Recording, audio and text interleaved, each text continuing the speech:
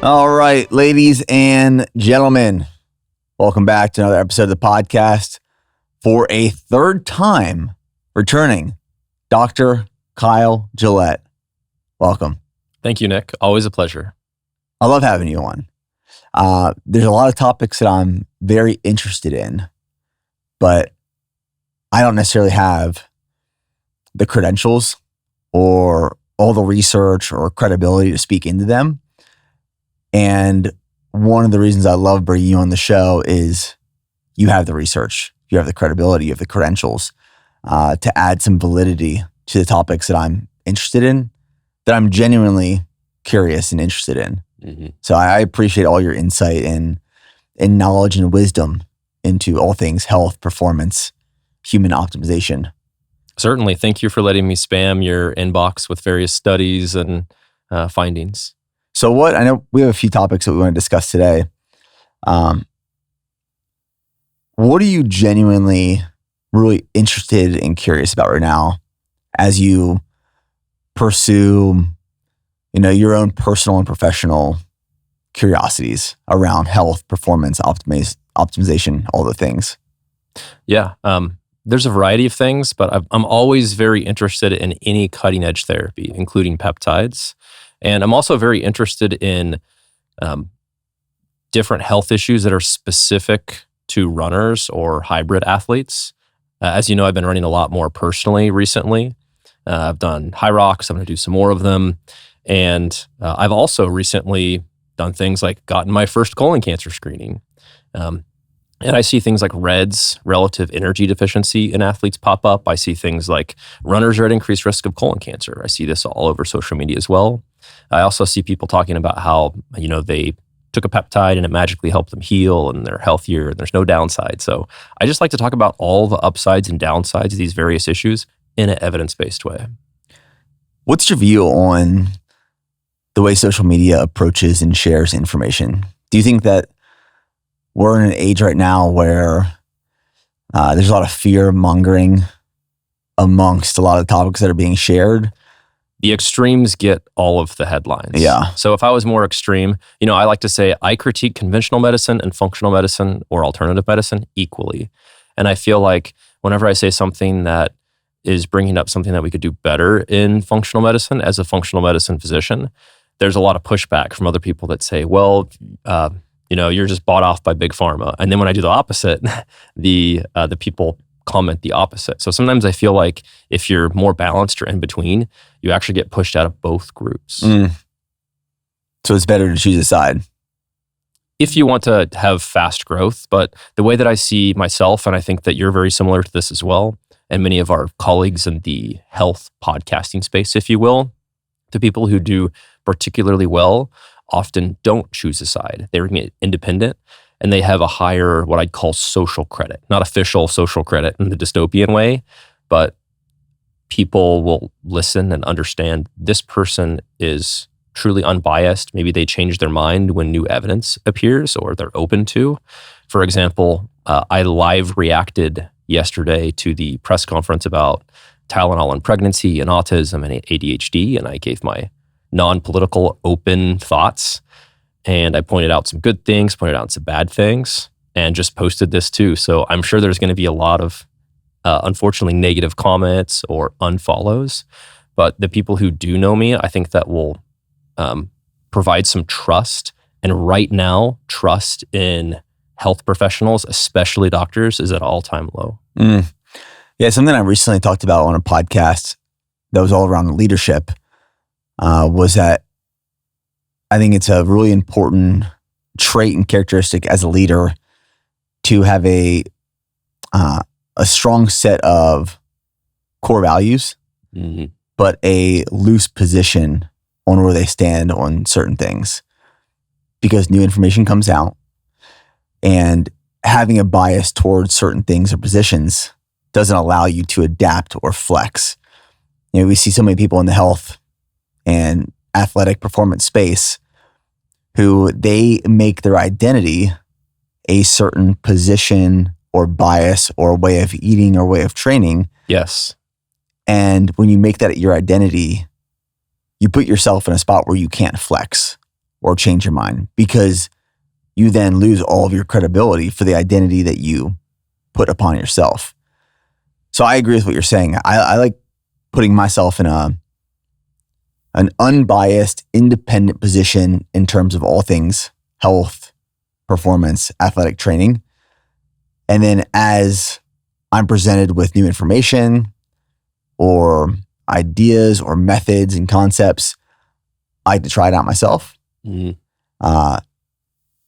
the research, test it, try it, and see what it's really like. But I'm never really drawn to the extremes. I'm always cautious of the extremes because I typically know that those extremes are generated to create some sort of movement or position. Yeah. And you do have a very unique perspective. Credential is great, but people want experience. And there's not many people that have, for example, with REDS, the Relative Energy Deficiency, and training in a state where you're in a caloric deficit. You've done it from the perspective of a bodybuilding resistance training athlete, of an endurance athlete. And not many people have seen both of those ends of the spectrum at a very high level. Yeah. No, I appreciate that. I am very interested in REDS. So REDS being Relative Energy Deficiency in Sport. I haven't been that familiar in REDS. And when I first came across it was actually a few months ago. There was a video, and I've heard about it in the past, but I started looking more into it when I first started my training for this Ironman, actually. Because Lionel Sanders, who's a professional triathlete, posted a video about his experience with REDS. And I started looking into it and found it extremely interesting because I have, for sure, at many parts of my life, experienced REDS myself, maybe even to an extent right now. And I realize there's probably a lot of athletes who don't even realize it, that they are also experiencing REDS. So I really want to dive into what REDS is. But I think kicking it off, explaining what is REDS. Yeah, and sometimes graphics are fairly helpful, but REDS is a spectrum condition, so it's not a condition where you can do a single lab test and know. It's not just for females. Last podcast, we talked about the female athlete triad, iron deficiency, many of those things. And that is actually just one of the spokes or components of REDS. But in general, the difference between a REDS and an overtraining syndrome, or I think it's called OS, is that in REDS, there is an energy deficiency. So it's not that much of a difference. But generally you have, again, this is the importance of holistic health, body, mind, and soul. You have psychosocial problem, mental health issues even. You have gut and gut-brain access issues. You have increased injury risk. You have decreased athletic performance.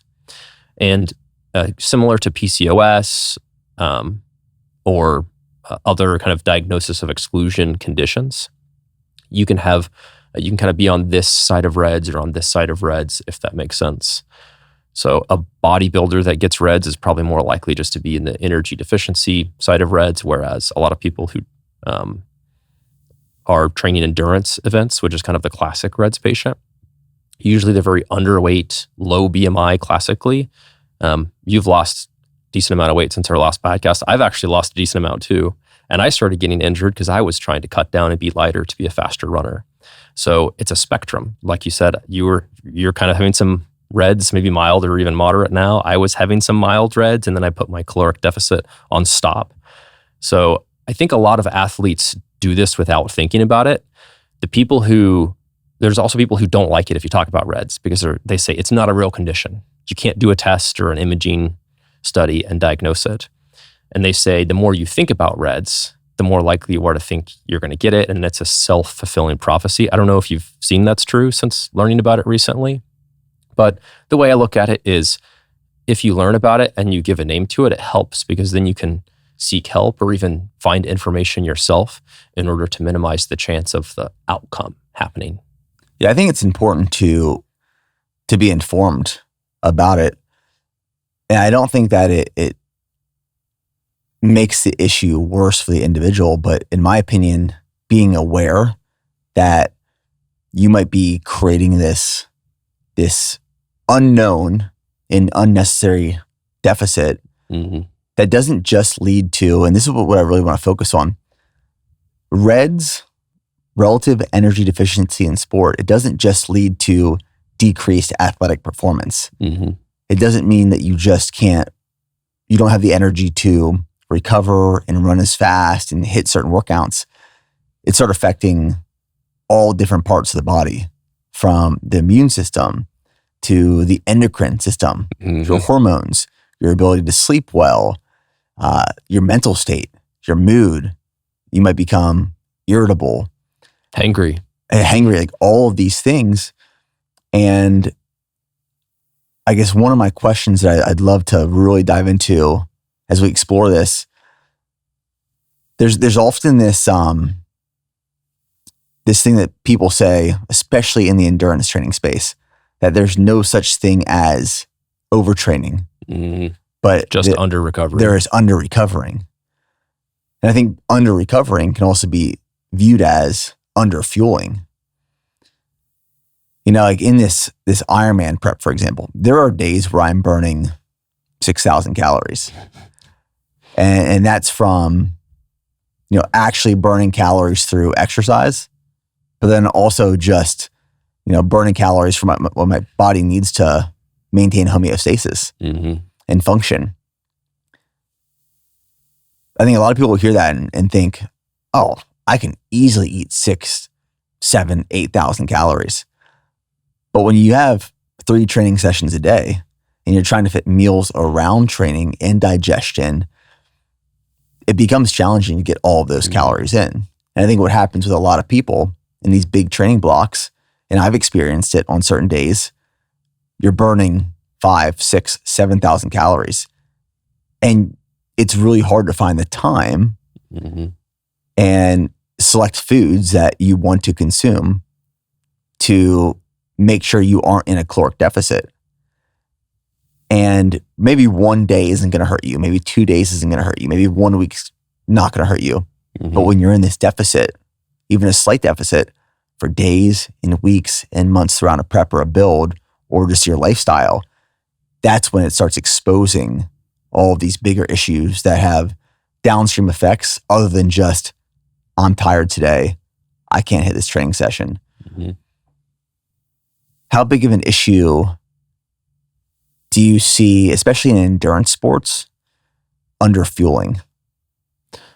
At the higher the level, the bigger an issue it is. So for the average Joe, especially someone who is new to an endurance sport, they can track their weight and they're unlikely to be trained at a level to where they can be essentially a metabolic furnace enough to need a lot of fuel.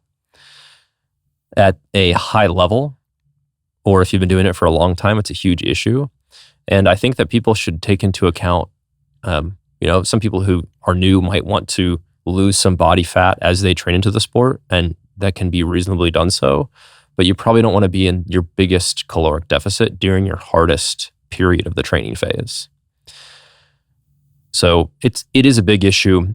This is why I make fun of CrossFitters, because they're the little saying that they do. And, I like doing this type of workout too. So I'm not just hating on them, I'm just hating on the saying. It says low carb, no sugar, I think, or low carb, little sugar. And every high level elite CrossFitter is going to be consuming huge amounts of caloric beverages and carbohydrates in order to replete glycogen stores and stay fueled. You need it. Yeah. So now I could say that, for someone who is 60 and who has never exercised and who is trying to lose a lot of, body fat, then they do need a low calorie diet. But that would be the emphasis. The emphasis would not be the performance outcome. The emphasis would be the caloric deficit and the metabolic health. So once your emphasis is performance outcome, fueling is always a major issue. I was just listening to a podcast this morning, and it was from a professional runner talking about their experience with REDS as I was preparing for this conversation. And I think that a lot of people believe that REDS affects people who are less educated around training and nutrition. But I would counter to that. I think that Reds, and I would love to hear your opinion. I think Reds actually affects more of the intermediate or advanced athletes, because those are the individuals, especially professional athletes, who are trying to balance this, especially when it comes to endurance sports. Lighter is faster. So it's getting to a optimal race weight that allows you to move with the most efficiency. Mm-hmm. The lightest weight, but also being fueled enough to perform at the highest level. Mm-hmm. And that's a really, I think, thin line to ride on. Mm-hmm. I think most athletes would be safer consuming a slight surplus, to avoid some of these Reds issues, as opposed to being in a chronic deficit and then going into Reds. I agree. Reds does affect intermediate and advanced and elite athletes much more. And especially for intermediate athletes, if they try to consume a caloric surplus, they might be surprised. They might not gain any weight or any body fat.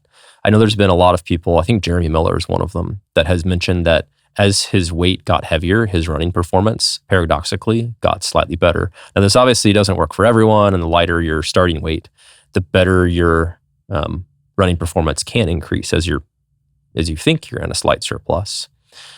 But the other factor is actually genetic. For example, I have 2 sons and now I have a daughter as well. And she is very unlikely to get Reds because I know she's going to have a very sensitive androgen receptor because I gave her my X chromosome.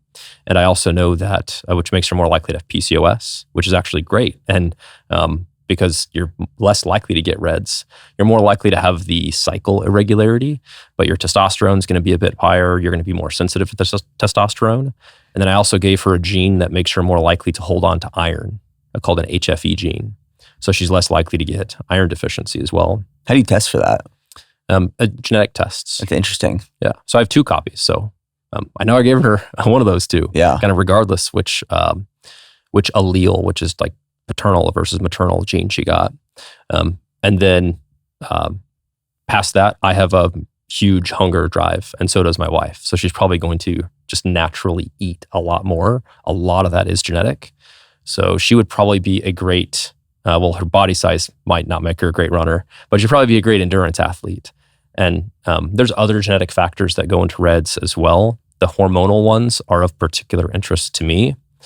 And the hormonal ones are like, there's something called hypothalamic amenorrhea that a lot of females get.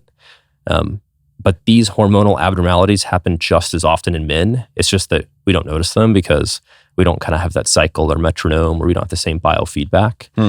But there's a lot of things that you can do, even with less than optimal genetics as a male, to make sure that you're hormonally in a better state as you train more and more. There's lots of kind of the 2 big studies on runners recently. We mentioned the one about colon cancer risk. The other one is about if it affects your testosterone, making it go up or down. But this has been well known for years in the bodybuilding industry. Mm-hmm. Yeah. For anyone who's not familiar with Reds, can we kind of paint a picture of what this looks like walking through an example of an athlete from like how it looks from the start to then what the symptoms look like. So let's take this athlete who is training for some sort of endurance event, and they don't know it, but they're actually in a caloric deficit. They think they're eating enough. They actually aren't, based off of their energy demands and their energy expenditure. And they're doing this for weeks and months. What happens? Like, what are they going to start experiencing? Some of those first symptoms. And then how do those symptoms kind of progress and get worse and worse to the point where it's affecting many different systems in the body? Yeah, I'll kind of use myself as an example if that's okay. Yeah, for sure. In the past, as I've started to run more, I almost always drop weight. And even not counting calories whatsoever, my weight just slowly decreases. And as that happens, my sleep is somewhat disrupted. I have less energy to do, rough play and wrestle with my boys. to throw the football with them, to play soccer with them, especially in the evening. I noticed that in the evening, my energy is lower. In the morning, it's much higher. I also like to track my labs, of course. So the recommendation would be to go to sagebio.com. And if you've never had labs before, you can get the athlete panel. But I will have panels that you can get, and even individual labs eventually. But you can get blood test every 3 months, and what you would see is that your cortisol is going to have less of a normal pattern. So often it goes up initially, and then it goes down after it's gone up. So with like later stage reds, you'd actually have low cortisol. And then your testosterone and estradiol as a male, both of those decrease. They might be less than half of what they previously were, even if you can't notice. So regardless if my testosterone level is low or medium or high, I can't really notice a difference. But I do notice that my energy is different. But I don't have, changes in libido or how good lifting weights seems, if that makes sense. So what I'd recommend is people just go get their labs tested. And even if you want to test them at your normal doctor, you can still go to sagebio.com and see my recommended panels and specific things that athletes need as well. Can we talk about cortisol for a second? Yeah.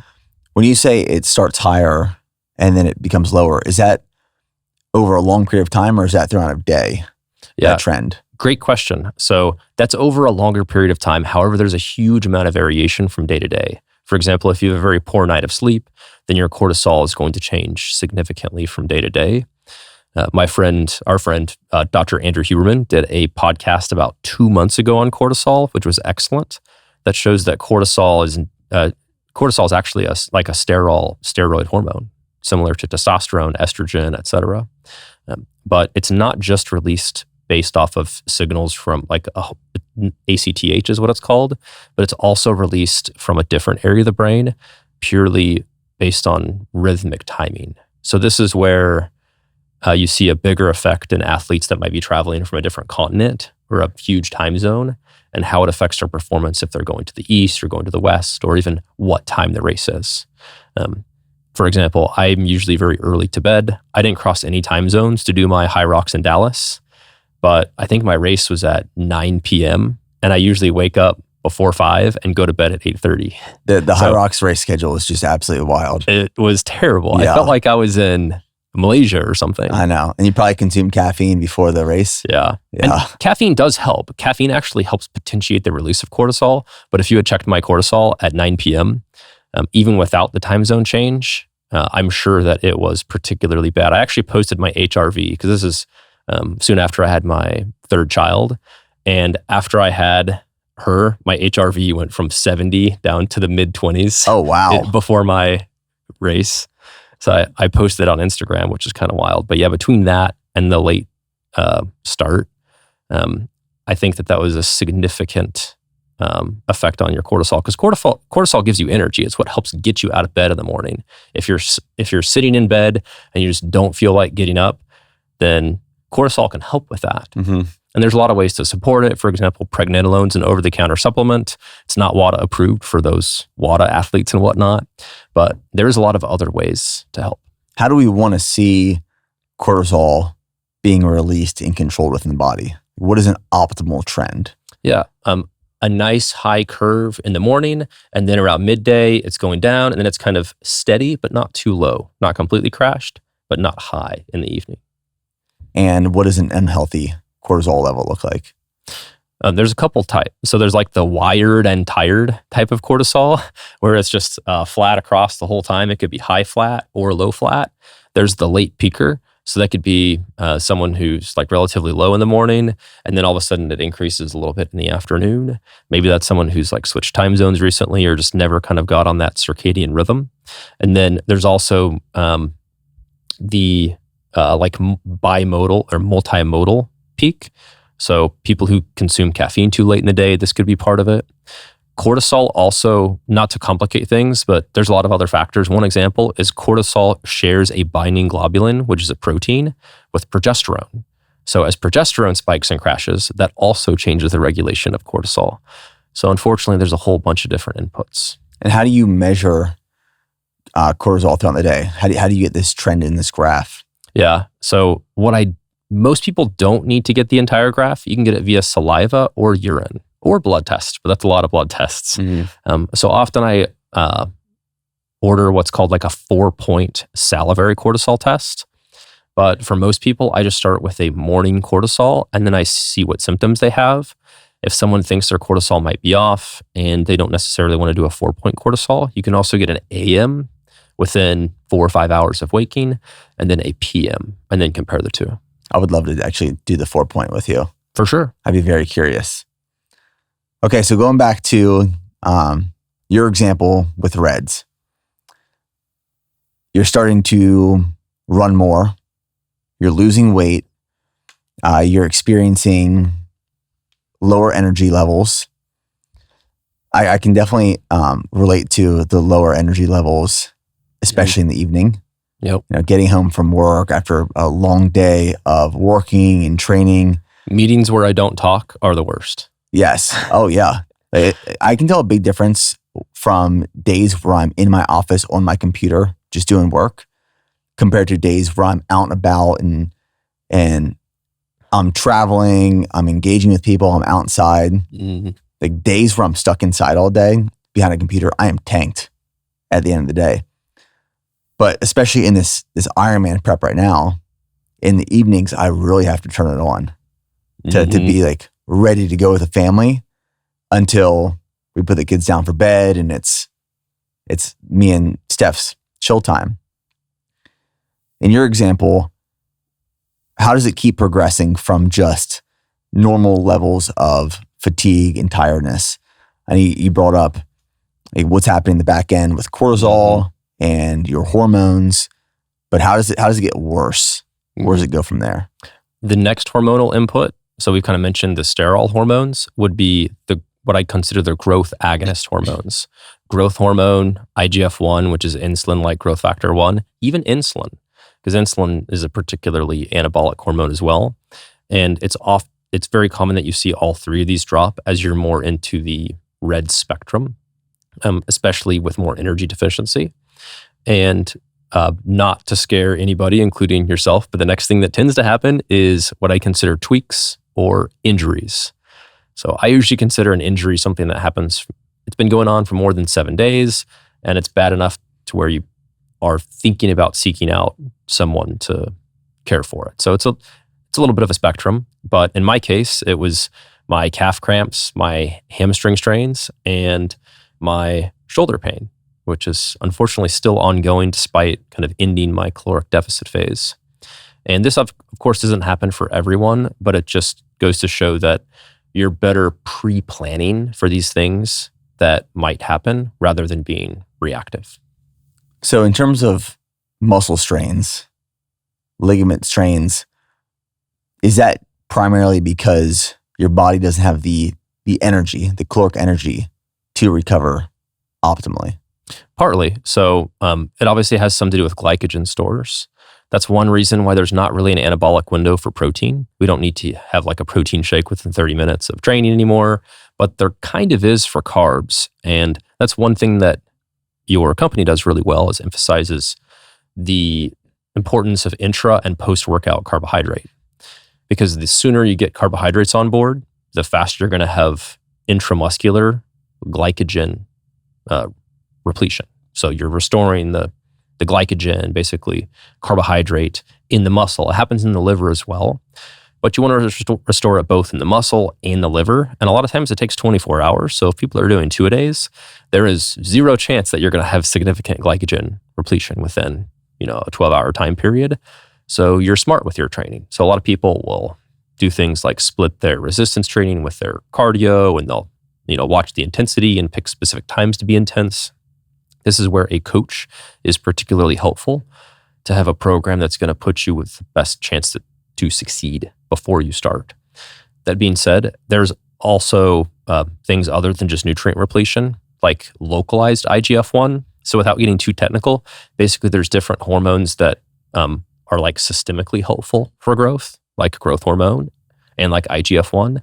And then there's localized IGF-1 too. So if people have heard of a study, doing 5 back squats 5 sets of them with this weight percentage of your max is going to improve your growth hormone, is going to double your growth hormone or increase your testosterone by 50%. It's a localized effect that only lasts a couple hours. Oh, interesting. Okay. Yeah. So it doesn't actually improve your systemic levels. That's good to know. So and this is also why if you're like training complementary muscle groups, you can do 2-a-days. For example, you could do a morning run or bike, and then you can do like upper body training the same day, and you can go pretty hard on both of them. But the hormonal abnormalities with what I consider the growth agonist hormones or growth hormones, that includes endogenous peptides as well. For example, when people are younger, they make more of this peptide called GHK copper peptide, and the levels decline pretty sharply as time progresses. And things like that also help heal. People love talking about BPC 157. In the body, we make it. It's called gastric protective compound 157, GPC 157. And as your gut is less healthy and as you're deeper into reds, you will make less of this as well. So you're losing all of these naturally made or endogenous peptides that are going to prevent injuries even before they happen. Something you said that I just wanted to touch on in terms of glycogen replenishment. I think something that a lot of people don't realize is it takes about 24 hours from the consumption of that carbohydrate to be stored as glycogen, because it has to be consumed, digested, then assimilated into glycogen. Mm-hmm. So when people are carbing up for an event, the traditional model of the night before the race, go eat this large bowl of pasta. Yeah. I mean, that available glucose will help, but it's not going to be stored as glycogen in the muscle and the liver. Mm-hmm. And I think back to that one classic Office episode where Michael Scott is consuming the bowl of fettuccine Alfredo at the start line. It's like there's only downside, there's no benefit to that. So just for people to keep in mind, if you're trying to top off on muscle glycogen, stored carbohydrates, it's going to take about 24 hours from consumption to stored in the muscle in the liver for use. Yes, definitely. I remember running track and field in college and high school and whatnot. And it used to be, we did the classic pasta the night before, and then it kind of fell out of favor and said, well, carb loading's not important. And now we found out that yes, it's important. You just do it over a longer period of time and not so aggressively to cause gut disruption and whatnot. Mm-hmm. And some of it depends on the person as well. So if you're running the 400 and the 800, then it's probably not as important as an ultra endurance athlete, certainly, or even a 5K runner. But if you're the hormonal component is probably more of a factor in someone who is like a middle distance athlete, where it's kind of between aerobic and anaerobic. Yeah. Talking about injuries, and maybe you're going to get here. You touched on, and we just got done touching on injuries in terms of muscles and potentially ligaments. But what about bones? When someone is in this caloric deficit for long periods of time, you'll see athletes who have reds, who end up getting fractures, Mm-hmm. broken bones. Like, what is happening to the bones during this time? This is extremely hotly debated among runners. My friend Nick Norwitz, who is also a physician, I think newly graduated, but very interesting page. He also kind of does the benevolent clickbait that I sometimes do. Mm-hmm. But he's a runner that I think ran marathons and he had an osteoporosis diagnosis, if I remember right. And there is some genetic factors that lead to having thinner or more dense bones. But I know he was at a very light body weight when he did that. So perhaps it's not, I don't think it's as much of a genetic factor. I think that has partly to do with it. But I actually also have the genetics to where I tend to pee out 2 amino acids called glycine and proline, which can also lead to a higher risk of osteoporosis. But I went and I checked my bone density and it was extremely high. It was a T-score of 4 for those that like know what T-scores and standard deviations were, which is odd because I didn't really lift heavy weights until I was in my mid-20s. And I did almost exclusively running, but just at a much higher body weight. And strength training does help with bone density. It definitely does. But we used to tell people your bone density is set after you're, 20. Your adolescence is done. You're not going to gain bone density. I wish I had done DEXA scans when I was younger, but I didn't. I think that my bone density is definitely better because of the resistance training I started to do, but I think the running also helped too. Because in general, you think the main number one thing that helps with bone density, even more so than vitamin D optimization, et cetera, is actually axial loading weight-bearing exercise. And that just means the weight goes from top down through your feet. So walking with a weighted vest is axial loading. Jumping is axial loading. Squats and deadlifts, obviously, but running is also technically axial loading, but just at much sub-maximal force. So the higher the force or the higher the weight, the better it is for your bone density. So where do you personally stand in terms of RED's effect on bone density? I think that it's related to both absolute body weight and the relative change in your body weight over time. So the hormonal components also matter. It does appear that if you replace estrogen, testosterone, growth hormone, and IGF-1, and vitamin D, which is also a steroid hormone, vitamin D has the same exact cholesterol backbone as other steroid hormones. Replacing those 5, which are all commonly deficient in REDs, plus limiting the amount of caloric deficit, I think will attenuate or stop almost all of the bone density loss. So with a lot of these athletes, I think I heard that more commonly there's women who experience fractures, and there's this specific bone that gets injured. And I can't remember exactly which one it is. I think it's like the sit bone. Mm-hmm. That fractures most commonly in women, especially female runners.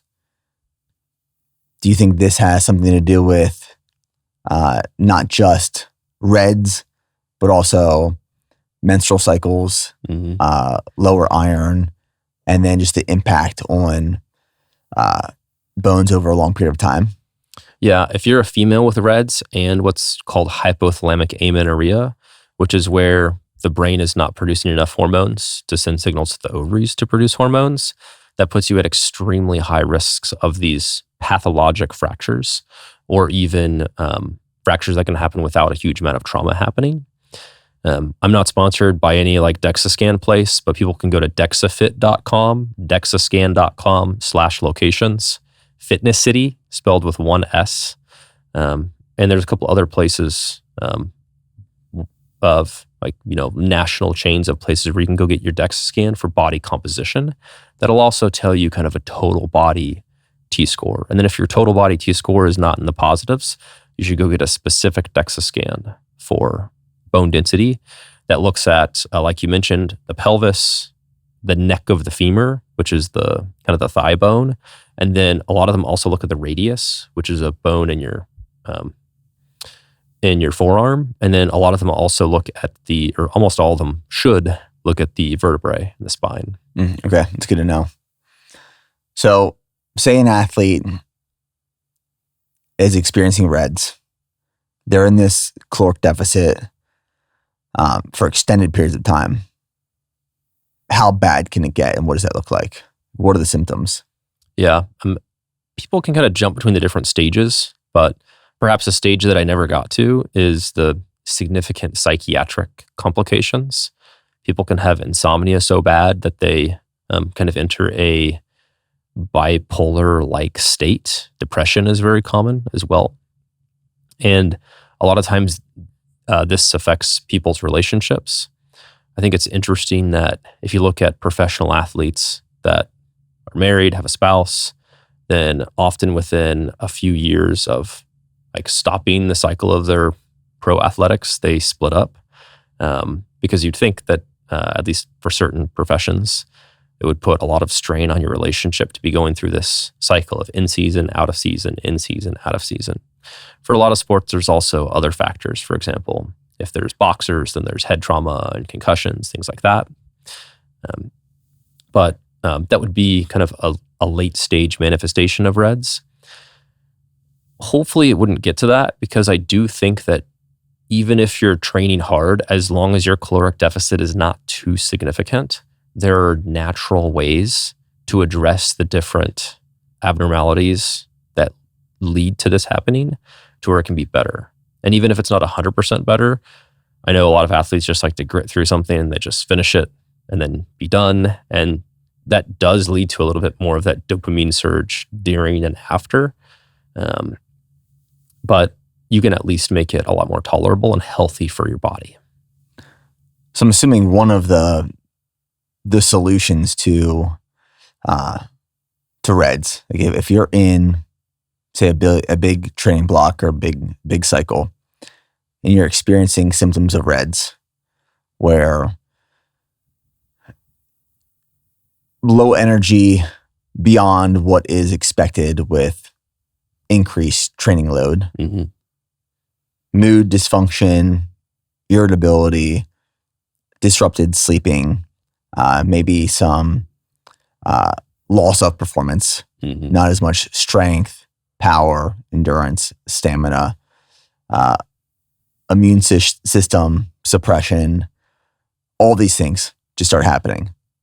Once that training block is done, you finish the race or the competition, you back to normal life, training volume, intensity decreases again, you're now in a caloric surplus. Those symptoms should go away pretty quickly. They should. A lot of times they don't. And unfortunately, I see people for this very often that are 6 months, even 12 months after the REDS phase, if you will. So there seems to be a lag. And part of this is probably because all the different axes haven't been addressed. So I actually have a couple different protocols for REDS, and I'll tell people kind of like the bare bones of it. I won't gatekeep and make you sign up for Gillett Health or whatnot. I'll give people actionable items where possible.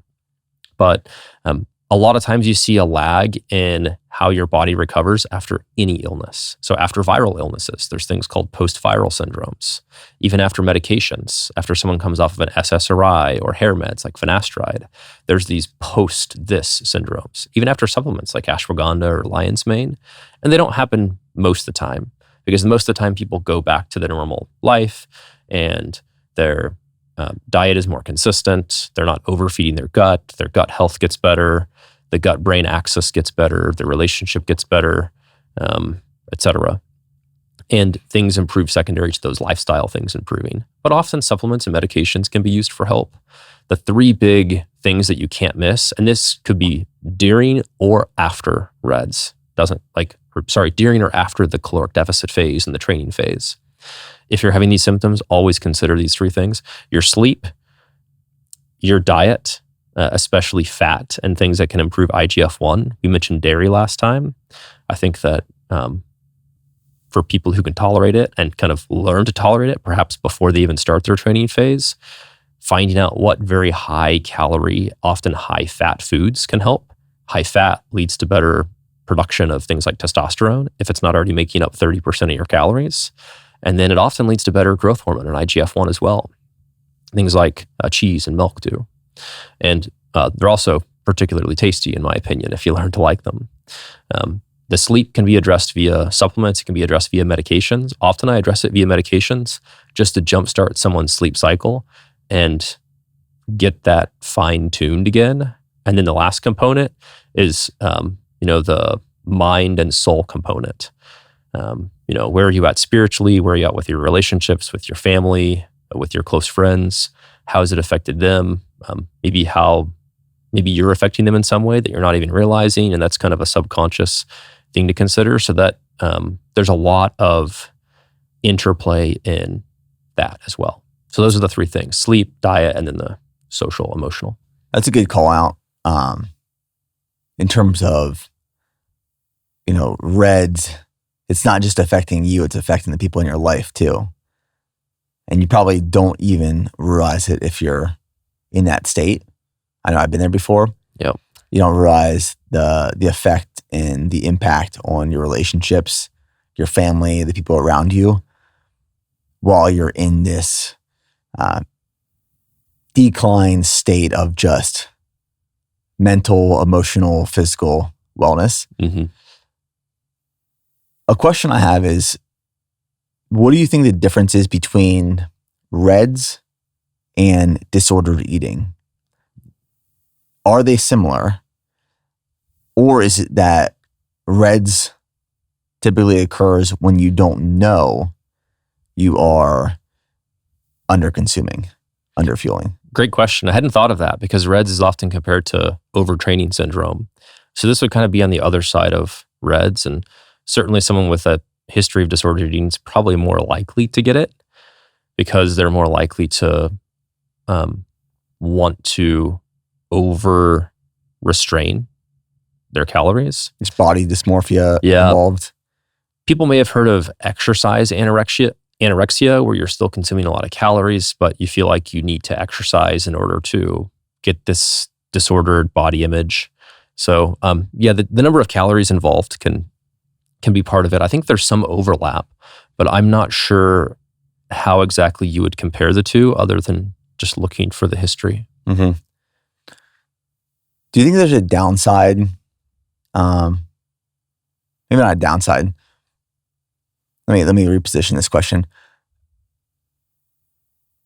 If someone's tracking their caloric expenditure through a wearable device, like my Garmin watch, for example, it tells me at the end of the day how many calories I will have expected to burn just based off of me living, breathing, doing everything, and in addition to that, my training. So say my watch says I'm going to burn 6,000 calories in a day. That would tell me I need to eat 6,000 calories to be at maintenance. Do you think there's validity in that approach? Or how would you approach ensuring that you are at maintenance or in a caloric surplus to avoid REDS? Do you rely on a wearable or do you not? I do use a Garmin watch, but only when I train and not for all training. I think there is validity in that approach and some people can succeed with it. I just don't personally do it. But I do think that, looking at things like your HRV and your resting heart rate, that's great data. And I do that. I think that looking at your total body weight, as long as there's not going to be these huge fluid shifts, making sure that that's not changing too quickly. Don't put too much stock in any one single weight. So one weighing on a scale should never concern anyone. And obviously there's a lot of downsides to seeing a weight on a scale too. But for advanced and elite athletes, I think that's one way that they can get around not having to track every single calorie. That being said, in the past, there is this term called intuitive eating. And basically it meant that people should be able to know what they need to eat intuitively, but it has more to do with food intelligence. And the more experience you have with foods and you kind of roughly know the macronutrients and the calories in the food, you intuitively know what to eat. For most beginners, they're not going to know what to eat. And people who are at risk of REDS have the opposite problem of almost the entire rest of the population, in that they're not intuitively eating things that are high enough caloric density. So most of the population eats too many, milkshakes and hamburgers. But people that are having REDS, they want to eat healthy. So they have, too many broccoli, Brussels sprouts, and chicken breast, whereas they actually need to be having foods of very high caloric density because it's hard to keep up. Yeah. I'm curious, for all the years you've been training, practicing medicine, prioritizing your nutrition, when have you felt your best? What did your training look like? Where was your weight? Where was your diet? If you could look back and be like, I want to feel this again, what did your lifestyle look like? Yeah, it's a great question. I felt I could pick 3 different times. When I started to really care about nutrition a lot, was when I was a senior in college. That's when I kind of dabbled into cross training. I was homeschooled, my brothers and I were. And then I ran track in college, but I didn't really care about nutrients or fueling.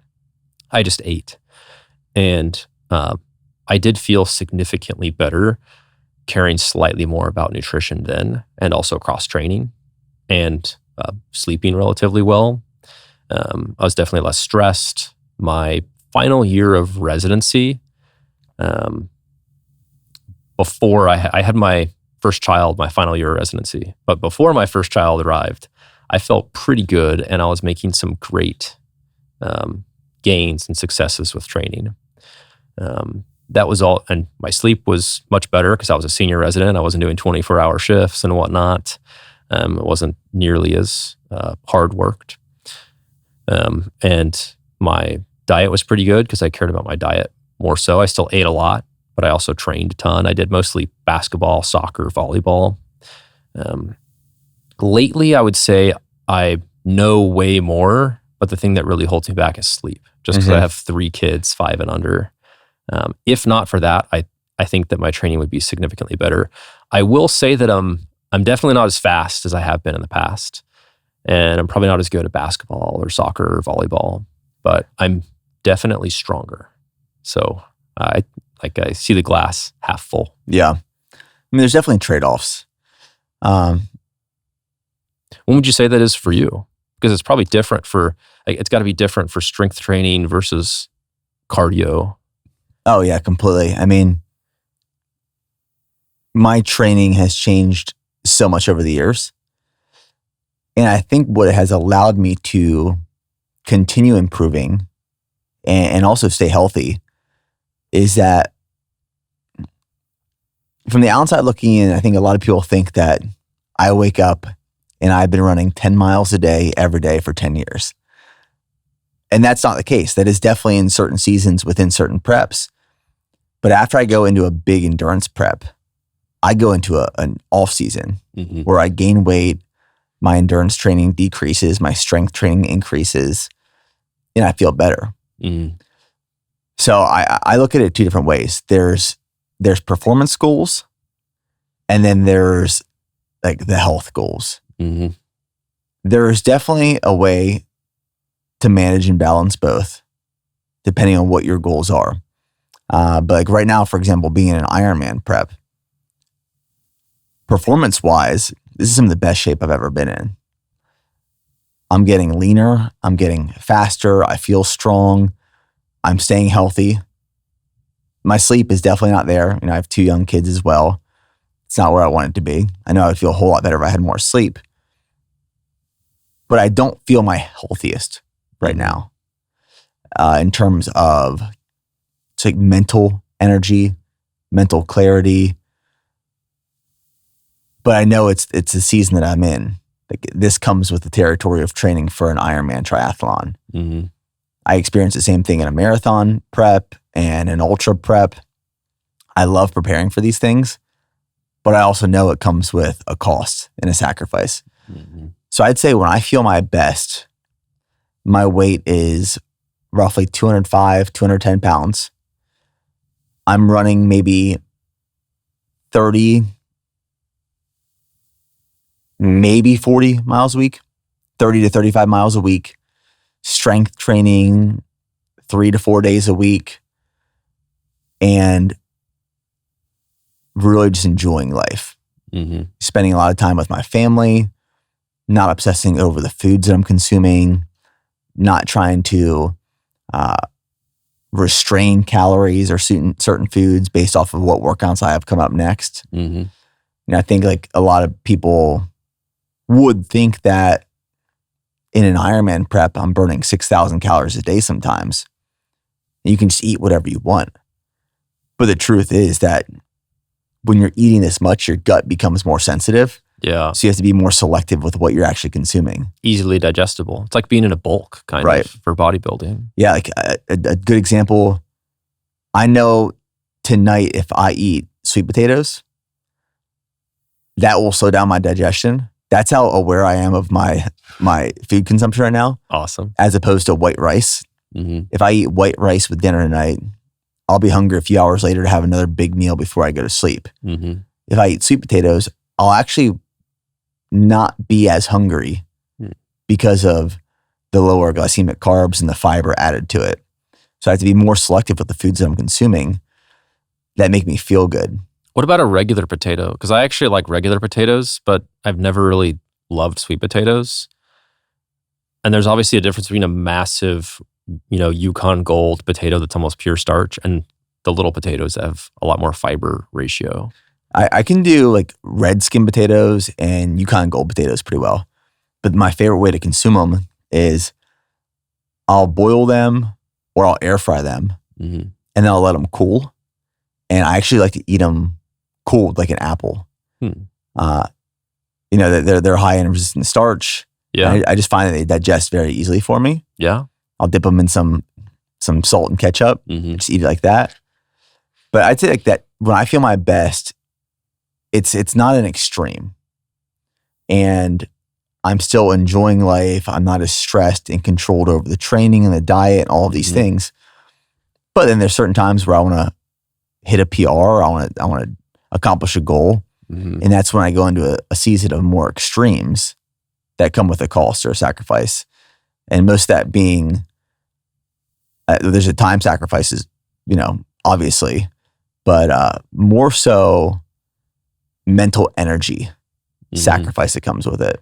So it doesn't have to do with necessarily resistance training or aerobic work, because there's some things like CrossFit and high rocks is still mostly running, but there's some sports that are certainly more balanced than Ironman prep or bodybuilding show prep. I think for me, it's a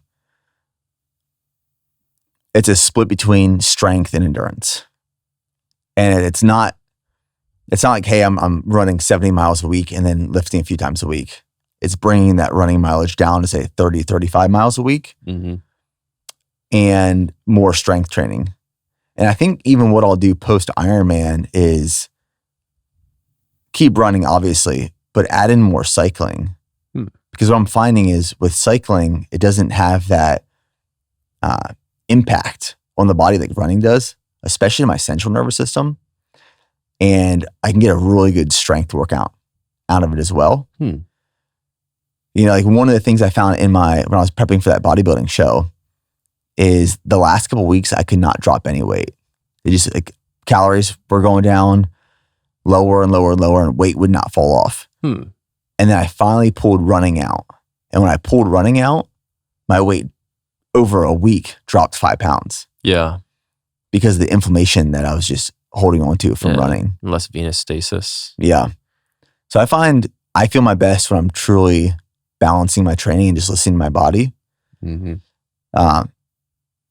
I don't think the way that I'm training right now for an Ironman is any way sustainable for long periods of time.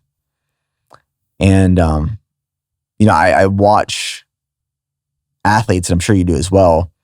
They're the race junkies online who go from race to race to race to race. And in any given year, they might have 10 to 15 races on the schedule. For me, I put one race on the schedule a year. But I think when you go from race to race to race to race and you don't let your body recover, that's really like when you put yourself at risk of things like REDS or potentially even worse, chronic. Yeah, I agree. And, I do various events that I train through. Like I did the Patriots Run, which is a ruck that you do for 9 hours, 11 minutes for 9/11, and you have a team of 5. Maddie, my wife, did it with me. And I did get up to a new max heart rate of 199 during that ruck.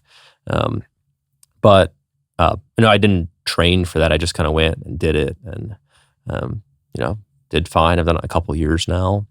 And I did the same thing for some small local CrossFit competitions. I did one at one of the gyms I go to Saturday.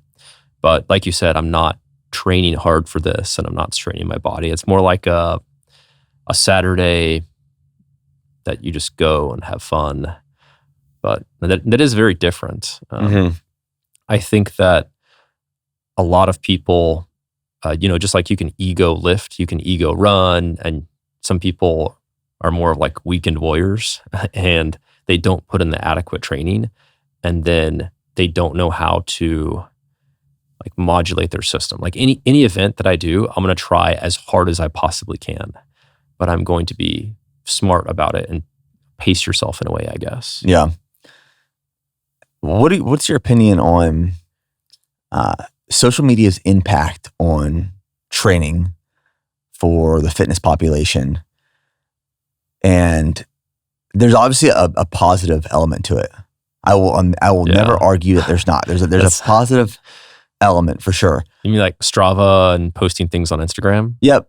Yeah, like people are inspired to start working out and to push themselves. But I think there's also can be a downside to social media pressures in comparison with physical training in races and performance. And it puts people into this mindset of having to strive and crush themselves daily. And they're going to become harder and tougher by crushing themselves and not fueling and not sleeping. And then these are the type of people who are experiencing overtraining and under recovering and REDs. What have you seen, and kind of maybe even on social, but in your practice with individuals that fall into that pattern? Yeah.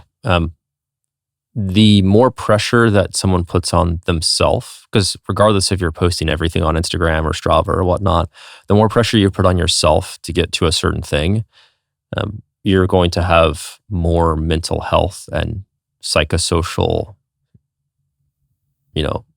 outcomes. So you're more at risk of that part of REDS, if that makes sense, which might not even have that much to do with the physical part, has some to do with it. And I think it's just, some people are trying to be, they're trying to do it just because they think that's the right thing to do. So I think I actually don't post enough of the different competitions and events I do. I hardly post any on Instagram. I don't do the things on Strava. When I do, there's a lot of interest, and people ask me about it because they want someone with empathy. They want someone that's in the trenches. So the same reason why people occasionally will say, well, what do you do personally or they say, Dr. Gillett, what do you do for this? Or, when have you had a calf strain before? What do you do, et cetera? They like it when I can answer from my perspective, and then they kind of develop their perspective from there. So I do think there's a lot of benefit to it. And I am going to try to post more on social media about the different things that I'm doing. But it's just so hard. Like, I don't need that to toughen me up.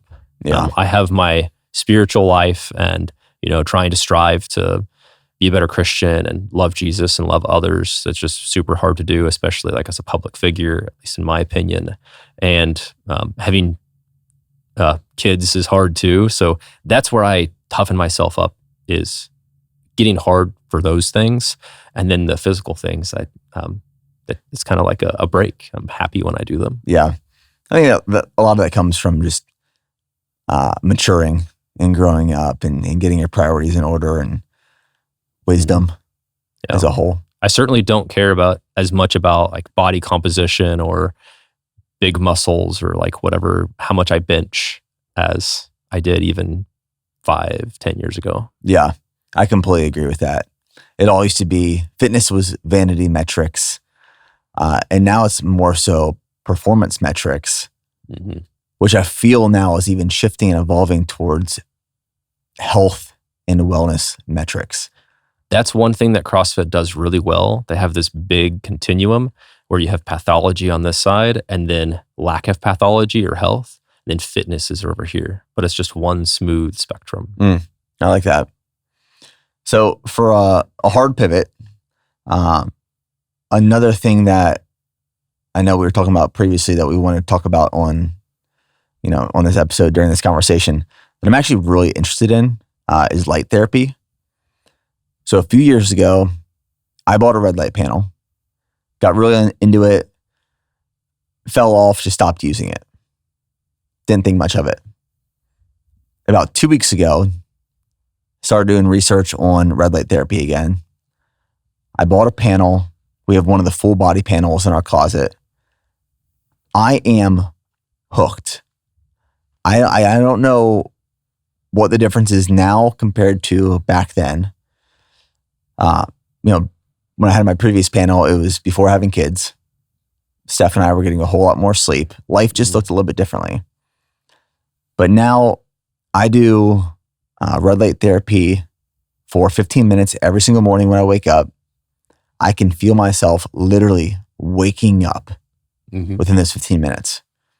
Throughout the day, my mood, my energy is much better.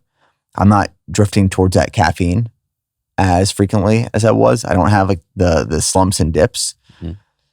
Maybe there's a correlation, maybe not. Maybe it's just coincidence. And then in the evening, I do the red light therapy for 10 minutes before going to sleep. And I fall asleep faster than ever before. So red light therapy, is it legitimate or is it overhyped? Yeah. So the short version, it's legit, but more study is needed. I'm also experimenting with red light therapy for a couple of years. I've had a panel. It's not a full body panel, but it's a big panel. And it has a wide array of spectrums. So there's red light and then there's infrared or quote unquote near infrared, which is usually a higher number. For example, I think in the 800 nanometer range is often infrared. Yeah, this panel that I have has both. 670, I believe, is like deep red. So a lot of them will have a red, a deep red, and then a couple different near infrared or IR wavelengths. And those actually have better evidence for things like neuropathy. But I know I sent you an article that was a meta-analysis of 6 of the best randomized placebo-controlled trials, which is generally what you want in medicine is you want repeatability because you can find an RCT for almost everything now, which is crazy. It's great that there's that many studies being posted. But these large sample numbers kind of help parse out the bias. So the sample size was over 200 people. And it did appear to decrease pain and help people feel better and perhaps help them move better biomechanically earlier on in injury and for recovery, especially with muscle strains. It appears to be particularly good. And I think that it's also going to help bring in some of the fluid into the area to actually help it recover. The limitation is it didn't look particularly good for getting people back to full activity faster, which for quality of life doesn't really matter, but it might be slightly overrated from a pro athlete perspective. If someone's saying, I need to go back to playing, full all out basketball or volleyball. Like if I was a volleyball player and I wanted to get my shoulder back to 100%, I've been doing red light therapy, actually a couple different types of red light therapy devices that I've purchased, and also hydrogen water, which is a different topic. And I don't think it has helped my shoulder at all. So when I go back, I'm going to do some PRP and peptides. And then I'm going to see if that helps more than the red light therapy and hydrogen water I've been trying.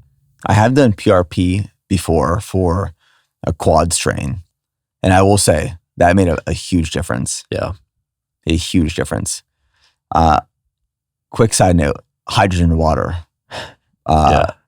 Yes or no?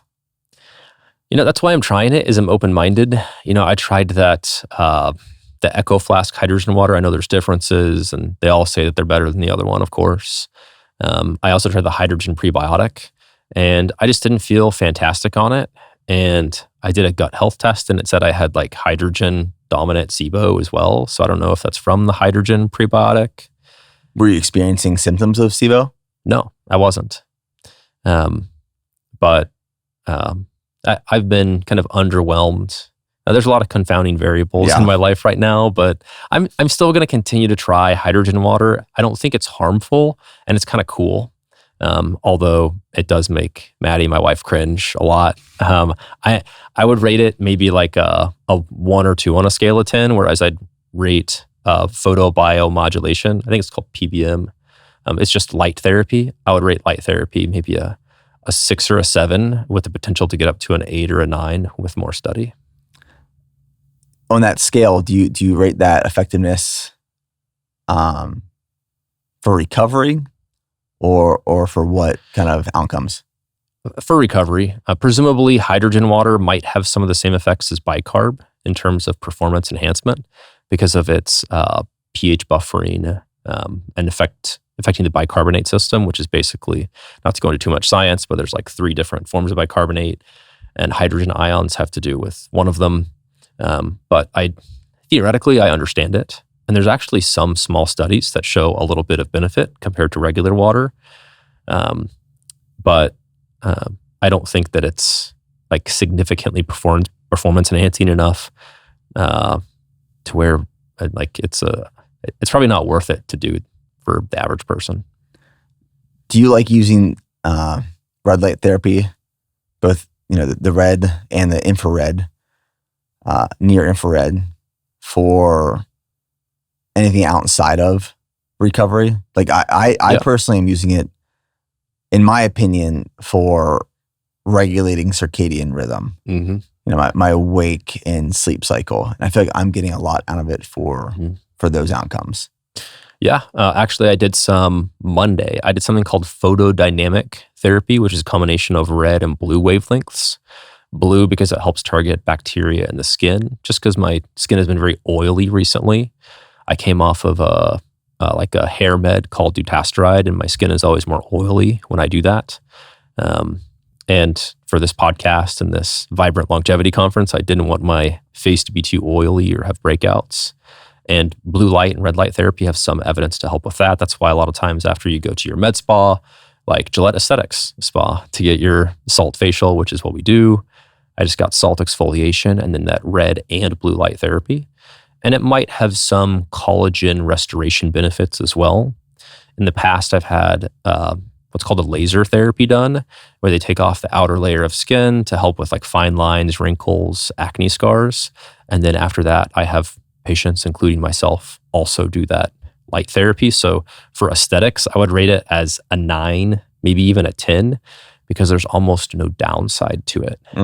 The downside to the panel that we use is it's one that actually works well. So it's super strong. So even if I close my eyes tight all the way and put the complete blackout goggles and even an extra thing over it, I still feel like it's pretty bright on my eyes. Is that the red or blue? The combination of red and blue light.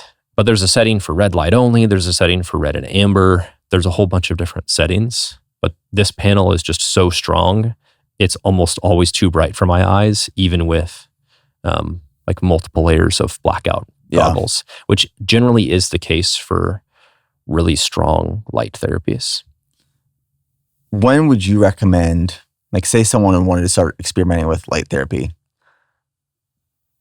what protocol would you give someone to use a red light panel, but then also when to limit blue light exposure and when to incorporate blue light exposure? So blue light coming from our devices, our phones, our TVs, our screens, stuff like that. Yeah. So blue light is fine in the morning. The last hour or two of the evening, I would eliminate all blue, including kind of full spectrum white light that contains blue. People can go to their iPhone and click the night mode, and that eliminates most of the blue spectrum light. And there's a similar setting for most tablets and maybe even TVs. I'm not sure. So that's the first thing to do, is eliminate blue light later on. There is benefit to infrared light, and most of the lights that are here, like these indoor lights, some people say there's a deficiency of infrared light because we used to get it because we're outside all the time. So I think infrared light is fine in the morning and the evening. It's particularly important for those with neuropathy, because again, I think most of the studies on neuropathy did include those wavelengths of near infrared light. Whereas for, if there's somebody that doesn't have neuropathy, just a wide spectrum, multiple bands, we don't exactly know which ones are best. I've talked to the owners of many of the companies. I don't have a horse in the race. I've been offered these huge affiliate codes because, people have to make money. And right. I have done enough health and fitness podcasts that people say, yeah, we'll offer you this percentage. It looks really good for selling all these. But at the end of the day, I just don't know if that's true. And I've went through, I don't use like directly Grok or ChatGPT, but I use Consensus or Hippocratic. And there's open evidence, and there's a bunch of these different kind of like thinking or reasoning model AIs that help you find the latest studies. And people can still go through Google Scholar too, but that's going to save them a lot of time if they use something like Consensus. Is Consensus an app? Yeah, it's an app. So it's just consensus.app. And you can plug it into your chat GPT as well. So some super people cool. do that. Yeah, it's super cool. But anyways, you can look for all the studies. You can talk to all the experts. I've spoken with many of them. And right now, I would just say, I don't know, but I'm very interested to see kind of what ends up looking like the best in the future. Where do you think light therapy is going? Do you think it's just going to stay where it's at, or is it going to become more popular? I think it's going to become extremely popular, especially with, it makes sense to me. We're in this, that's why the sunlight is a pillar of health, because the indoor lights and environments that we're in is not natural. That's why we have saunas and cold plunges, is because we're in temperature control environments all the time. And I think that light therapy will kind of be the equivalent of what's happened with contrast therapy. Yeah, sometimes in the morning when I'm standing butt naked in front of my full red light panel, I'm almost like disgusted with myself, because I'm thinking, we have gotten to a point where we have to stand in front of a light that mimics the effects of the sun, because we can't find enough time to be out in the sun. Yeah. This is pathetic. It is sad. But here we are. Yeah. And, depending on where you live, you can go get that low solar angle light. But yeah, it is kind of sad. When I was in residency, I used to longboard, which is like a type of skateboard, to the hospital. It'd either be in the evening if I was doing the night shift, or super early in the morning. And I would go outside, and I always joke that people would just tell me to go touch some grass, but I'm always pretty chill. But, I would literally go touch the grass, and the birds would be chirping, and the wind would be I'd feel the wind, and it was usually very cold, not, freezing. And I got such a great rush from that. People would always think I'm on Adderall or Xanax or both, which I was not. But where were you living at this point? This was in Springfield, Missouri. Okay. But yeah, whenever I could, as long as it was not actually snowing or pouring rain, I would ride my board to the hospital. I mean, there's nothing like a cold, cool, crispy fall, spring morning. Yeah. Growing up in Pennsylvania, and when we lived in Nashville, the fall, the spring, just crispy. And you go outside, the sun is rising. There's some dew on the grass. Mm-hmm. You can smell the season. Nature just really can energize you. Yeah. That's one great thing about having a dog. More excuses to go outside early in the morning, late at night. Yeah, it's true. That's true. Okay, well, I'm so far sold on light therapy, red light therapy specifically. And one of the things I've been doing in the evening, because I'm really trying to build my sleep hygiene, sleep routine to optimize and improve my sleep at night. One of my goals post Ironman that I tried to incorporate during the prep, and I've realized it's just unrealistic. I'm going to get 8 hours of sleep at night. Wow. That is the goal. Post Ironman, 8 hours of sleep at night. I'm going to prioritize it. I'm going to sleep in till 6 a.m. if our children allow us to. Yeah. Right now, I'm still waking up 4:15 a.m. to knock out my run before the kids wake up. But in the evening, I do my red light panel. I stay off my phone. I put my blue light blocking glasses on. I lay in the bed. I put my compression boots on, Normatec Hyperice compression boots. I just try to bring myself to a parasympathetic state. And I read. I just pull my Bible out and I read for 30 minutes. And a lot of times I don't even make it to 30 minutes. I fall asleep with the compression boots on, Bible in hand. Steph has to wake me up. Yeah. But that routine has really improved my fall asleep cycle in the evening, as opposed to what it used to be of being on my phone until literally I put it down, turned over, and now wear a sleep mask over my eyes. That helps too. Mm-hmm. I like that. So there's a lot of things I'm building into my nighttime routine to try to improve my sleep. Yeah, that's great. Nighttime routines are tough, especially, we have church small group Wednesday night that usually goes pretty late. And then my run club, which is like the track workout that I do, is 30 minutes away at 5:30 in the morning. So that's a quick turnover, and then everything just kind of gets thrown off a little bit there. How many hours do you think you're getting a night of sleep? It depends, anywhere from 5.5 to 7.5. But most good nights, I really do try to emphasize 7.5. Mm-hmm.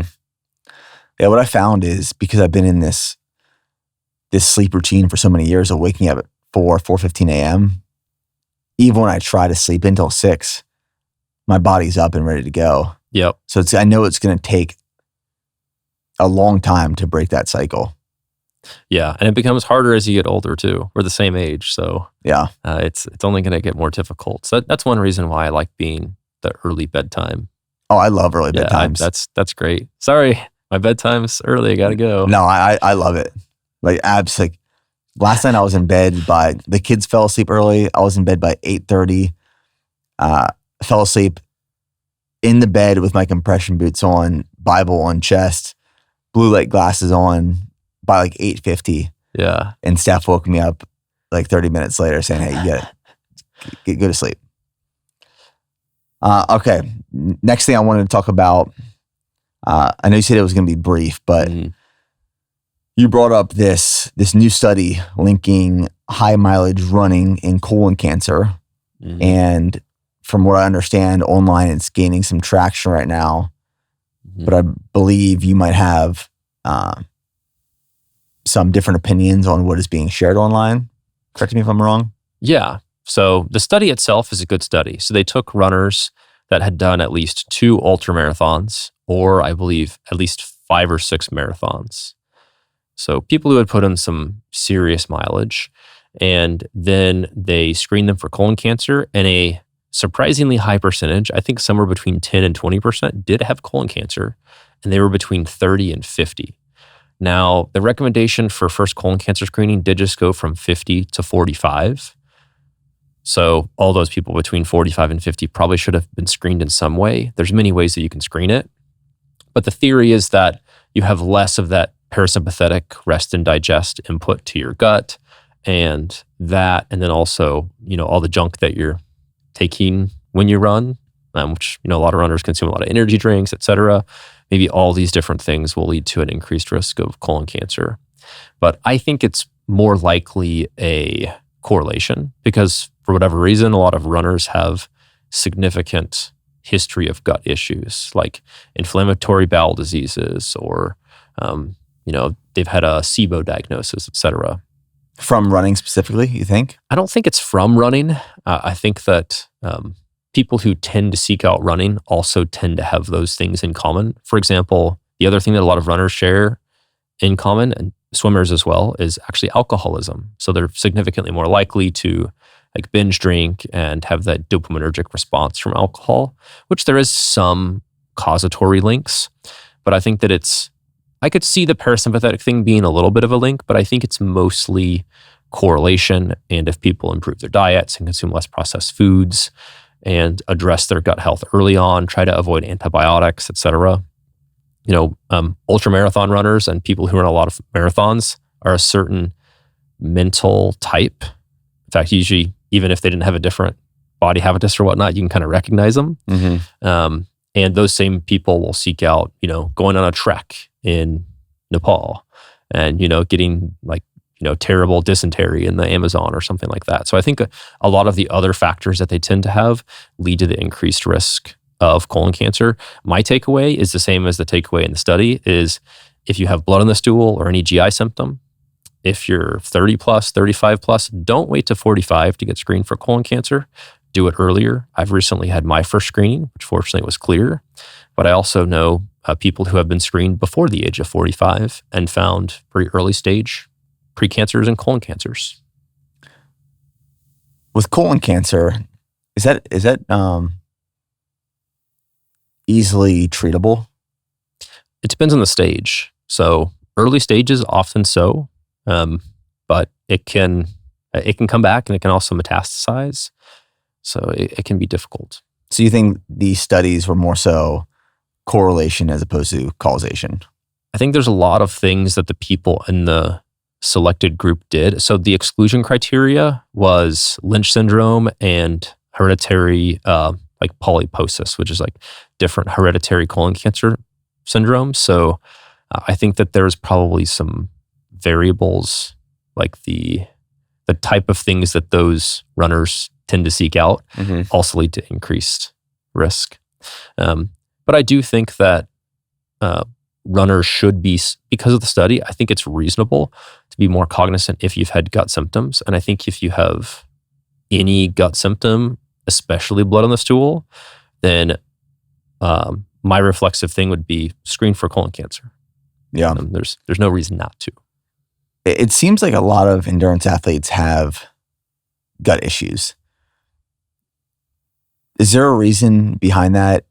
Is it the inflammation that the exercise is causing itself, or is it the amount of just food that endurance athletes have to consume to keep up with energy demands outside of training and during training? Like, what are your thoughts around that? Yeah, both those contribute. And like I mentioned, the longer you are training, so, if someone's a endurance triathlete for their entire career, that is a lot of training hours. During those training hours, your sympathetic fight or flight system is active and your parasympathetic rest and digest system is less active. So I think that does lead to more gut pathologies. And then those individuals, maybe they're having to do more courses of antibiotics because of environmental exposures or whatnot. And that also is going to lead to more gut issues. And then those individuals are also, like I mentioned, with alcohol, maybe there's other things that they're taking. I know a lot of endurance athletes in the past used to smoke cigarettes or use tobacco products, and that's certainly going to affect your risk as well. They don't do that as much anymore. But if you take a study of runners in their 40s, 50s, and 60s, you're going to see a pretty high, like lifetime use of those products. Yeah, I just feel like there's a lot of endurance athletes who experience stomach issues, and I've always been curious why or what was causing some of that. Yeah, I think all those things are significant inputs. I think that once you do have your first gut episode, whatever it is, whether it's IBS diarrhea symptoms, whether it's constipation, you think about it a lot more, which actually improves your biofeedback, which I think is a good thing. Some people don't have great biofeedback with their gut and they just kind of ignore it. But when there's no bathroom close, you can't ignore your biofeedback. Oh yeah. I have gone to the bathroom on runs in many different places in my life. Some I am proud of, many I am not. Which is wild because I haven't had I've had those issues in probably the last 2 years. Yeah. But there was a phase, and it wasn't when I first started running, but it was when I first started training seriously for endurance, that I'd be on the middle of a run and I'd have to go to the bathroom out of nowhere. And now I haven't had those issues for probably 2 years. Yeah. There's a couple of ways that you can look at this. One issue you mentioned is that they have to consume more calories. So you literally just need more digestive enzymes, and you need to be better at digesting the bulk of fat and carbohydrate and protein that's in your gut. And your gut is often full and is trying to work as you're running. So that can be difficult and lead to a lot of symptoms as well. And then secondary to that, there's a lot of microbiome changes that you see that is not necessarily unique to runners, but is unique to athletes. There's certain bacteria like Akkermansia that tend to be very high if you exercise a lot. Whenever I test mine in the stool, it's always sky high, and it's almost always low in people who are metabolically unhealthy. So having that as a protective mechanism, it can take time to develop that ecological niche. Just like if you have a fish tank, it can take a while to kind of like make the environment of the fish tank perfect for that species of fish. It makes sense. For someone who, earlier you mentioned you have just naturally a large appetite. for some of these people, athletes especially, who naturally don't have just a crazy appetite, but they're training a lot and they have trouble keeping up with the amount of calories they have to consume, is there anything that people can take, such as digestive enzymes, to stimulate hunger and to ensure that they can consume as many calories, as much food as they need to fuel the energy demands? Yeah, there's a lot of things, even without taking digestive enzymes, that help. Digestive enzymes can be reasonable, and there's specific types of digestive enzymes that can help. But one of my favorite tips is from Diana, and she's one of our sports and performance dietitians at Gillett Health. And 1 to 10 minutes before your meal, you can take something called bitters, like apple cider vinegar, lemon water, even ginger, anything that's bitter on your tongue. And you leave it there just enough to get that bitter sensation. And that will stimulate the natural flow of digestive enzymes from your own body, even before you start to eat. Also, if you smell or taste something you particularly like, that will also help start the flow of digestive enzymes. And then if you take, literally longer to eat something, then that will also help. Sometimes if you're inhaling, a bar as you go, then it can't take as long. I'm a fast eater. Yeah, I'm a super slow eater. I think we talked about this before, but being a fast eater, it can be more difficult to acclimate to that, to make sure you digest it. And a lot of fast eaters do use digestive enzymes or the bitters before the meals, things like that to help. Would you consider like pickled ginger a bitter? Like the ginger you get with sushi? As long as it gives you that, it's just enough. It's not super bitter, but it should be bitter enough to give you that where it makes you want to make a face. Yeah. That ginger, like sushi restaurants does that to me. And I can go crush, nigiri. Yeah. Crush nigiri. But I'm the person who's eating the ginger, like multiple plates of it throughout the entire meal. I love that ginger. When I get back from crushing sushi and nigiri, and I keep it very clean. Like it's not like these hand rolls with all this spicy mayo on it. But 2 hours after a massive meal, that type of meal, I'll come home and I'm starving again. And I'm wondering if that ginger is helping aid in digestion. It could during be that meal. Yeah. Could also be the glucose and insulin shift, which often leads to that too. Okay. And then it could also be MSG, depending on what's in it. That's what bodybuilders used to use MSG for bulking. For what reason? To upregulate appetite, and then sodium in general is going to slow gut transit. So MSG will upregulate appetite, but sodium will slow down the digestion. Yeah. And then, an hour after, I actually posted this on my Instagram. I did a donut eating competition with a continuous glucose monitor on. I got up to 213, and then I crashed to 50.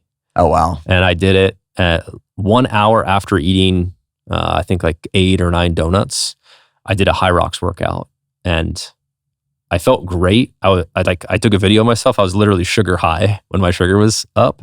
And then an hour and a half later, I kind of felt hungry, sweaty. I felt like I had to lay down. I was cramping up.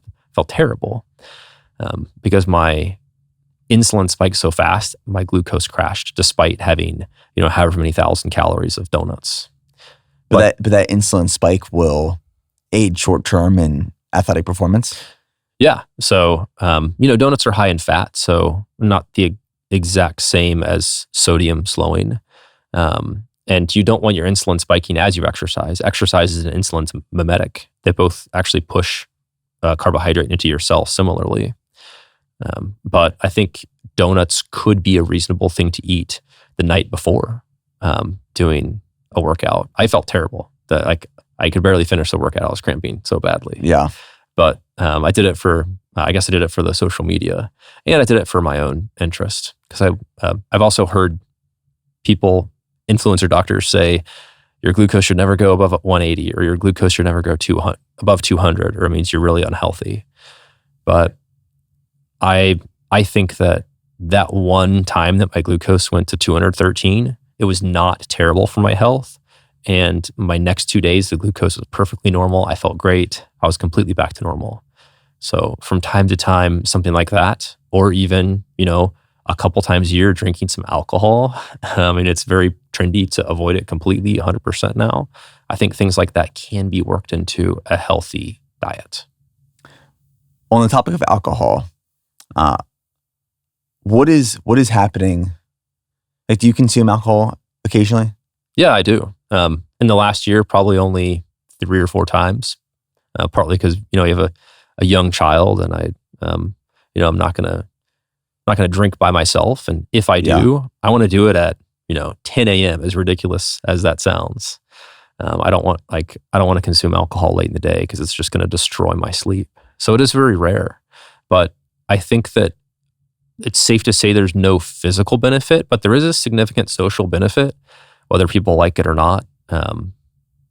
I think it's kind of falling out of favor, which is great. Mm-hmm. But I think that people can consume small amounts of alcohol, infrequently, and still have optimal health. So I do, and I enjoy it when I do. I don't feel guilty. If you feel guilty when you drink, even if it's just a tiny bit once a year, then don't do it.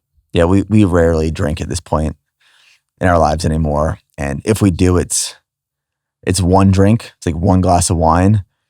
It's a crazy night if it's 2 glasses of wine, or it's like a 4-hour dinner out with friends. Like, all right, we'll get the second glass of wine.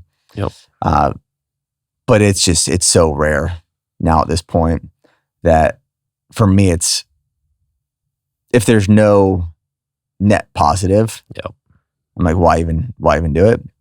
But I do love the social aspect of it. Like if we're having a group of friends over for dinner and we're cooking some good food and we're just relaxing, crack open a good bottle of wine and have a good wine. Mm-hmm. What is happening in the body when you consume alcohol? Like what creates those downstream negative effects that we're trying to avoid? So alcohol is ethanol, of course, and ethanol converts to acetaldehyde via alcohol dehydrogenase. And then acetaldehyde is metabolized via acetaldehyde dehydrogenase. So people who get flushed from alcohol, usually it's from that acetaldehyde metabolite. And there's a lot of different things in your microbiome or even probiotics that can help metabolize it. I'll actually send you my alcohol attenuation stack that I take, even though I probably don't need to because I hardly ever drink. But even with one drink, you take this? If with one, I don't. But I also rarely drink one drink. If I'm going to drink, I'm probably going to have 2 or 3 or 4. And I'll probably start, in the morning, maybe trying to smoke something on the Traeger or whatnot. And, and it's social benefit, like you mentioned. But there's things that you could take before and after. DHM is another one that helps with metabolism. I also take NAC, which is an amino acid that helps replete glutathione, and often glutathione itself. A lot of times I prescribe subcutaneous glutathione injections or even NAD+ injections to take the next morning for a nice energy boost if people kind of feel under the weather. And some people just come in and get IV of glutathione or NAD+. But those are prescriptions. Glutathione's a tripeptide.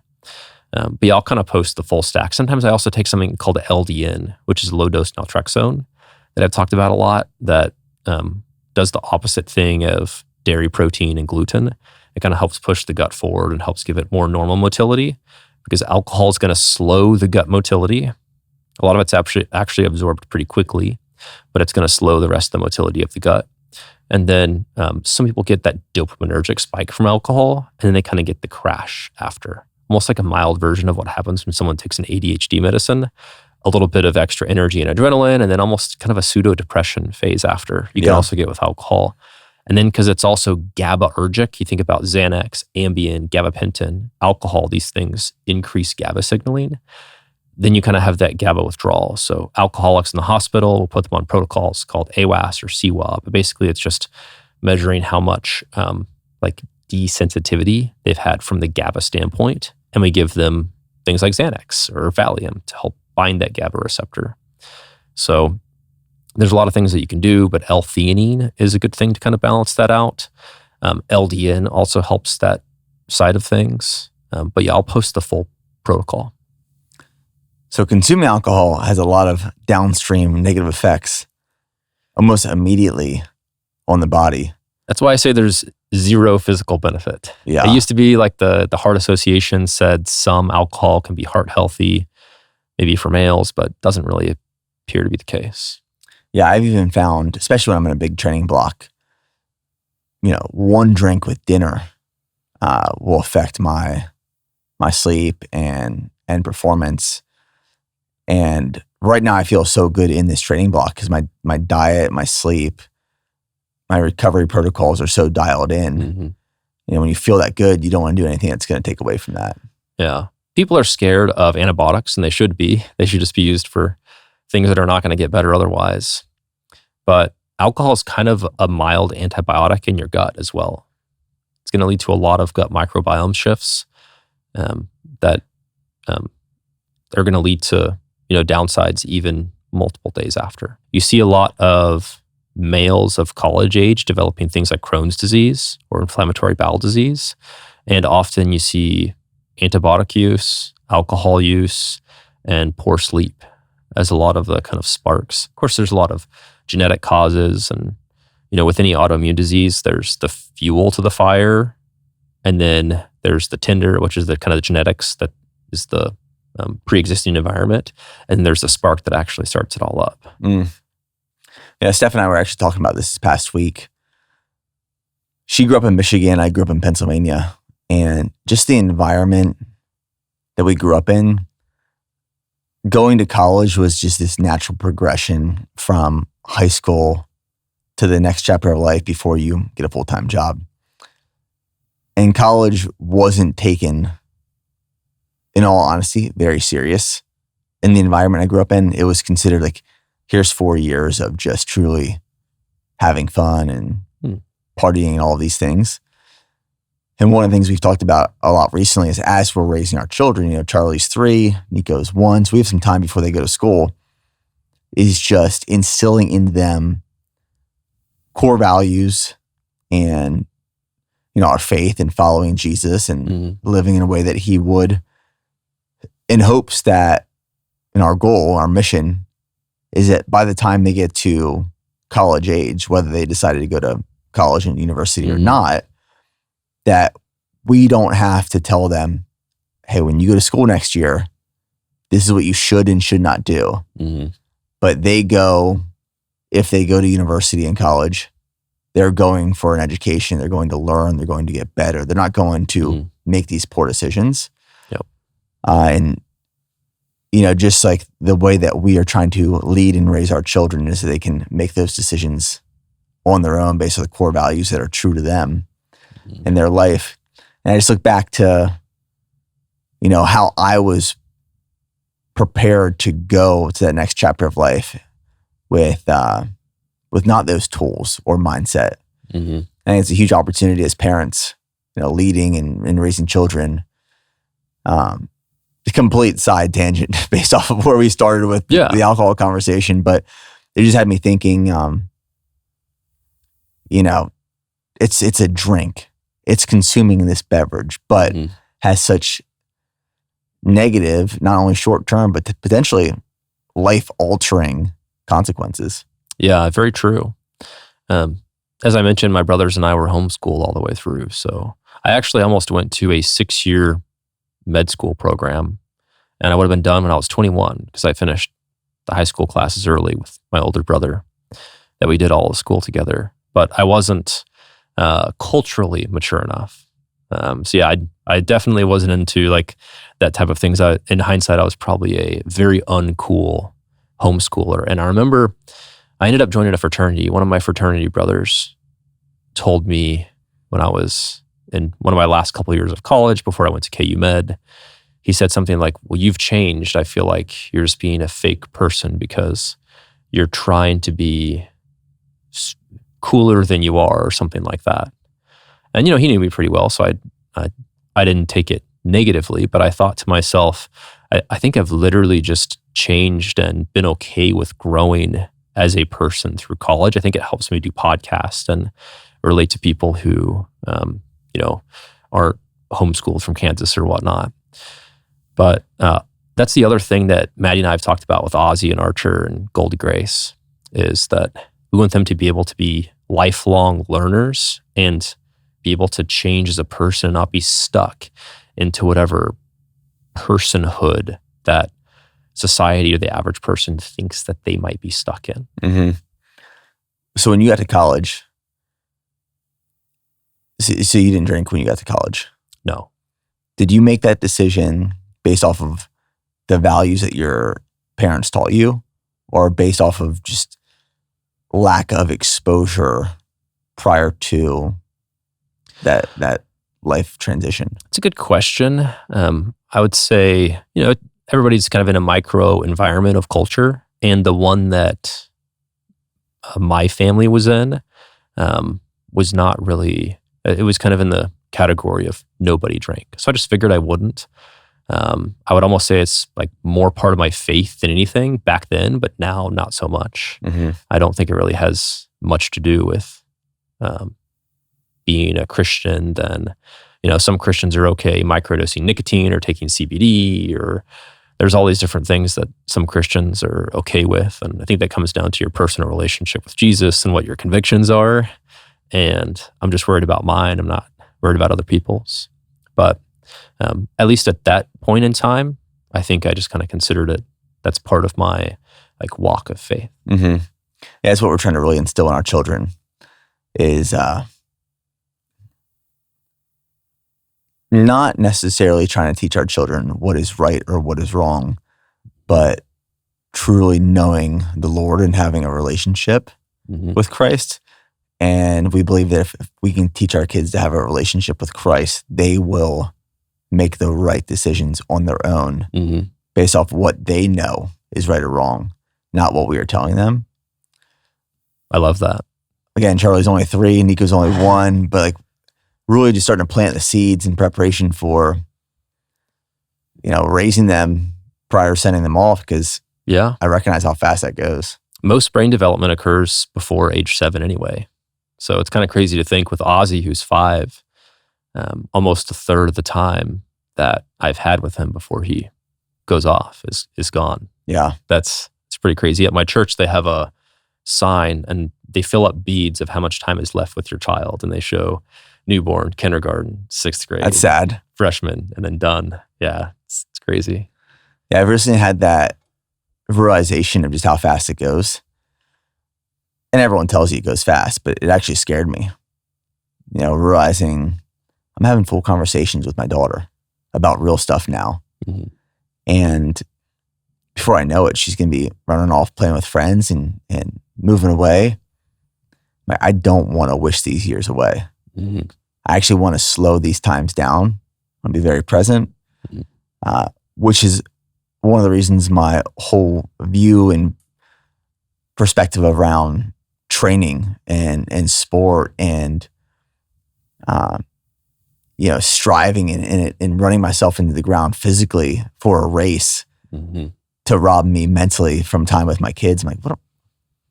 This doesn't make any sense. So it's challenged me. It's made me grow and realize, okay, I'm seeing what's important now and what's really not. Mm-hmm. Yeah, there's definitely a level of growing as a person and being an example. And you're talking about being an example to your kids for their walk of faith, but exercise is obviously the same thing. So, and that's different for everyone. So, if some people say, my parents were a good example or not a good example, my parents at least knew that exercise was important. Maybe it wasn't extremely consistent, but it's that way in all areas of life. Yeah, no, I agree. Well, Dr. Gillett, this was another good one. As always, I appreciate you, everything you're doing for the community and the health and wellness and performance and optimization space. My family obviously works very closely with you, and we appreciate you. So thanks for coming on the show again. Thank you.